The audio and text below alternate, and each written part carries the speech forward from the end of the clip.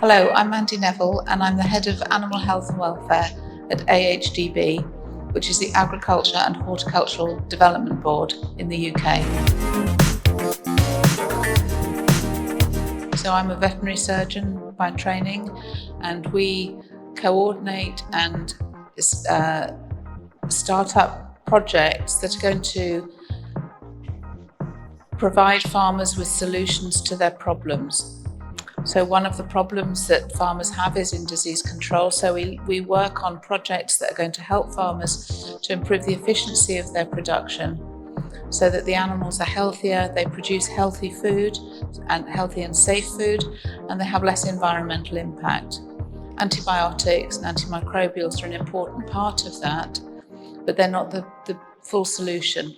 By recording what farmers are using in their animal production systems has driven real change, because farmers can see what they're using, they measure it, and they can compare with other farmers who are similar to them and see how they compare. And by comparing and contrasting, by measuring, they can make changes that have real impact on farm. And so in the UK, we have seen the use of antibiotics in farming being reduced by about 60%. In the last decade. Antimicrobial resistance is a global issue and it affects everybody around the world. So for me, everybody in the world has to come together to address this important issue. I think the recent evidence where we're seeing increasing levels of antimicrobial resistance causing problems is increasing, and I think it's going to rise significantly over the coming years, and unless we all work together, we won't solve the problem. Members of my family have had antibiotic-resistant infections, and it has impacted their lives. As a veterinary surgeon, I see it in place every day where antibiotic resistance is causing problems. And so that's what's inspired me. I'm passionate about trying to be part of the solution. I want to play my role in being part of the solution. Coming to India and part of this conference, this conclave, I think is a great opportunity to develop those collaborations that are so desperately needed throughout the world.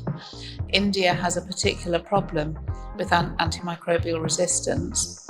In the UK, at the moment, we are relatively lucky that it's not seen so much in the clinical settings, but it is increasing, and we're very aware of it. And so we feel that working with India will provide real opportunities for us to develop collaborations that can lead to genuine solutions.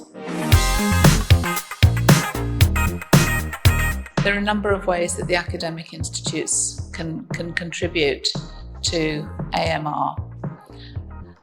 Finding solutions and different approaches to traditional solutions, I think, is going to be key. Developing those collaborations across the globe will be part of that. I think the academics obviously will have the technology and the innovation to do that, but I don't think that can be done in a silo. It can't be done alone. It's got to be done in conjunction with every other person in the world, whether they're a patient, a farmer, a doctor, a vet, a pharmacist. We all need to come together as one and use the work that the academics have done to put solutions in place to solve the problem. I think to be passionate about it, learn as much as you can, and to embed it within everything that they do.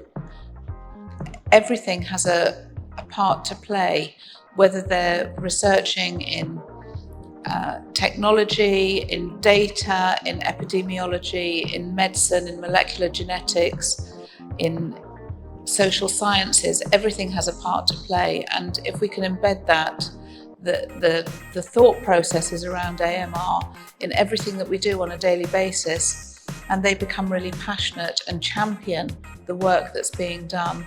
And they need to be able to demonstrate leadership. I think that's really key. They should be the future leaders who are going to solve the problem, and they need to take that responsibility on. It's not really up to the government. Yes, the government have a role to play, but it's going to be really good leadership that's going to solve this problem.